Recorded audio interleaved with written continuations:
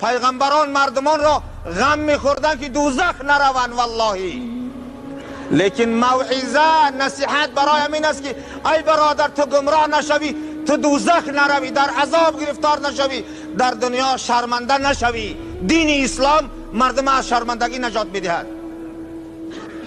والله تو چی کار میکنی کردن بگی. دنیای کشاد است، نیکی عاقبت کار تا فکر کن که با نزد خدا میروی. از عذاب خدا، از غضب خدا هیچ کس ما و شما را خلاص نتوانید کرد. هیچ کس. نخواه که ملت مسلمان 30,000 40,000 در ایگاوه و در دین یهود بیگانگان بدرایند. آیا نخواه که ملت امروز با این دستور باشه؟ سببش چیست؟ اکثر سبب از غم نخوردن ما و شماست برادران مسلمان. دست همدیگر را ناگرفتن، نصیحت برای خدا نکردن، دعا نکردن. دعا نداریم، ما دعا نداریم. ای ملت مسلمان برای خدا ما دعا نداریم. گریه نمیم ای خدا ما مسلمانان را نگه بدار، وطن و جامعه ما را از دین بیگانگان خدا نجات بدی. دعا نداریم، با درگاه خدا ناله نداریم. ما یک وسیله داریم که چین او وسیله، چین او автомат، نه تانک نه توپ قوت نداره. او چیست؟ او دعای ما به درگاه خداست.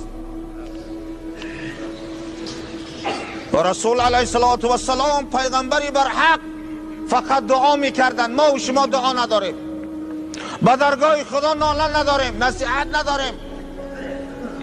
نمیگیم ای خدا، رسول الله دعا کردن اللهم اغفر لقومی، اللهم اغفر لقومی، اللهم وهدیهم. ای خدا اینا را هدایت کن. پیغمبران برای همین فرستاد الله که مردم را علم بیاموزند تا بدانند که در اخیر دوزخ به عذاب خدا مبتلا نشوند.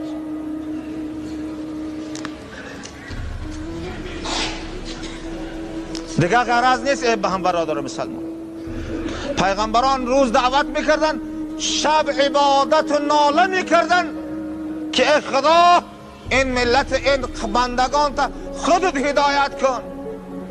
من اصبح و امسا، مسلم شریف روایت میکند، من اصبح و امسا ولم یهتم بامور المسلمین فلیس بمسلمین.